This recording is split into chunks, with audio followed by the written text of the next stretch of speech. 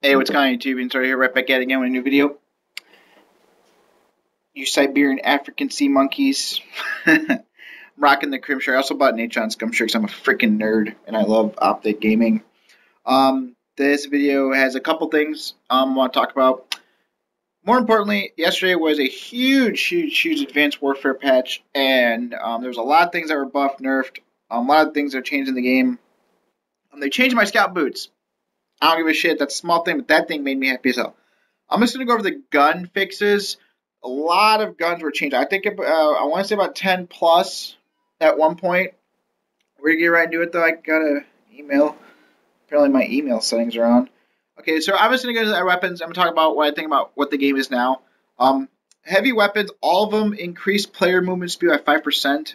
That's kind of cool because this game's really slow. I mean, this game's really fast, and I feel like the LMG's movement speed were just too slow for them to be any sort of competitive. It was kind of hard to move around the map as is with a big ass heavy machine, weapon. So they increased by 5%. That's pretty good. They corrected scopes on the AE4. I'm assuming it's because the iron sight was a little off. Like there was the iron sight, it's like one rail, and there's like these two things. It wasn't like aligned right. It was kind of weird. So like you could be missing shots. So I guess they changed it. So that's kind of cool.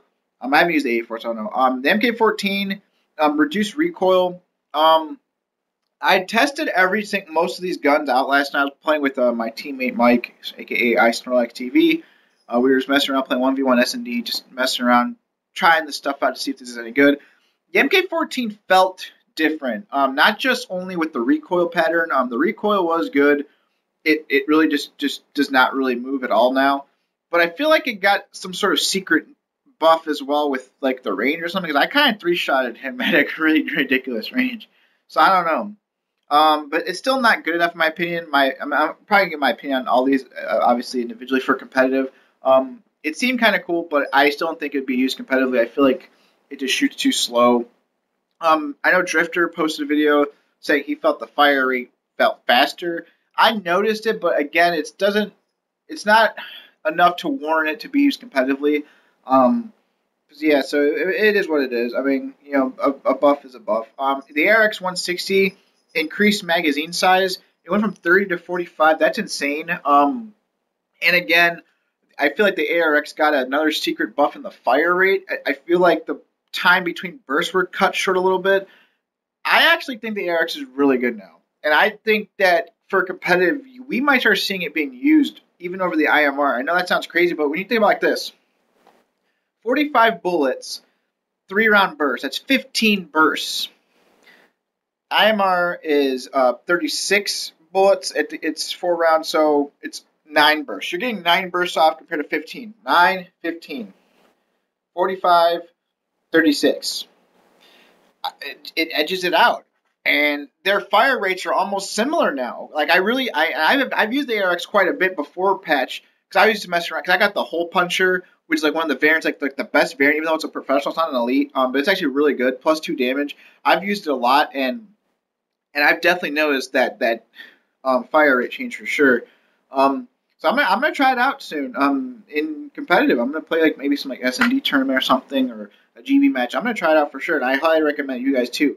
The AMR9, the 5-round shitty ass submachine gun, 5-round burst submachine gun, got increased damage. So now it kind of lost that 6-shot kill and it got a 5-shot kill. Like it's not a 5-shot kill now, which is crazy because it's a 5-round burst, so it can kill 1 burst. And the decreased time between bursts.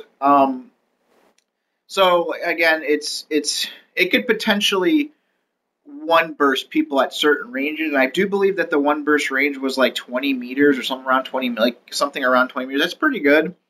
But if all 5 of those bullets kick, which you probably won't because of how the movement is in the game and connection and stuff, so you're not going to 1 burst anyone. But there is a potential. The SN6. The next couple of guns I'm talking about is it's interesting. The SN6 got a buff. It says reduced recoil. I kind of noticed it. It didn't need a recoil buff in my opinion. I felt that it needed more of a range increase or damage increase. So because it's a 4 to 6 shot kill. There is no 3-shot kill range with it. There's no 3-shot kill with it at all. It's either 4 to 6. And it was already really accurate. That was one of its best things about it. The first 3 shots shoot faster. It's kind of like a mini bow. Well, the opposite, I guess. The first 3 shots shoot faster, then go slow. Um, it's really accurate, so it's even more accurate now. Which I thought, I don't think it was. Again, competitively, it's not going to be used probably because that 4 shots is not good. The Bal kills in 3 shots. The AS1 kills in 3 shots. It's just you can't have a gun with 4 shots. It's just not going to work. But for just in general, I mean, reduced recoils. There's nothing wrong with that. But again, it didn't need that. I felt like it needed like a fire rate buff or maybe a range buff. That's definitely the one I thought I was going to have as a range buff. To where maybe like a mid range buff, to where like that 4-shot kill extends a little bit more because it goes from 4 to 5 really quickly. So yeah, that's my opinion on it. I don't think it's that good. The KF5, it felt the same to me. It got a mid damage range increase.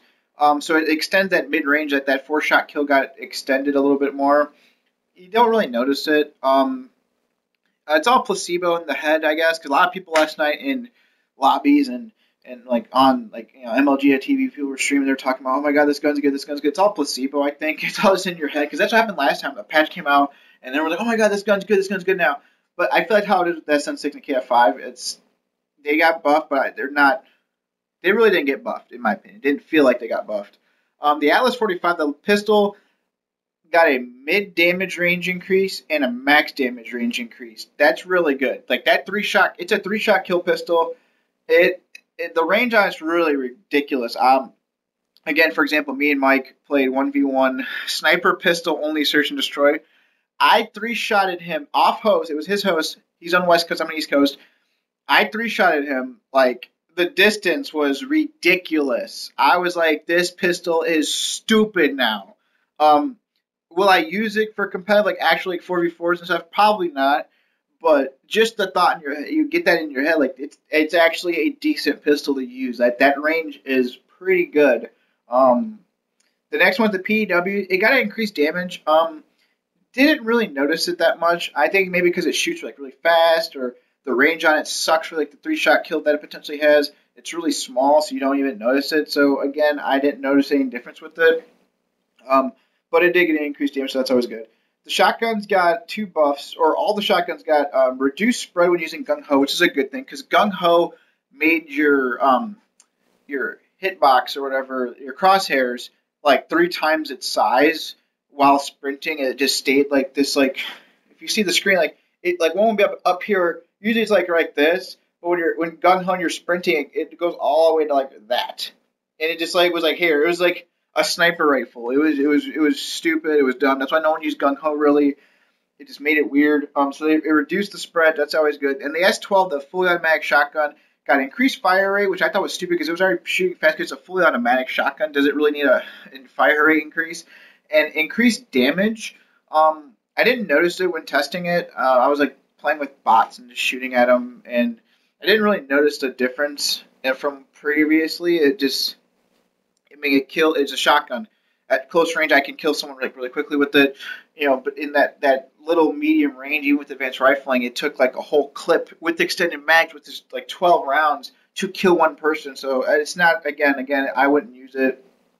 The best shotgun, in my opinion, is the TAC 19 or the Bulldog. The Bulldog is good, but the TAC 19 has this ridiculous range now after that last patch. The EPM3, that stupid single shot heavy weapon, got reduced recoil again.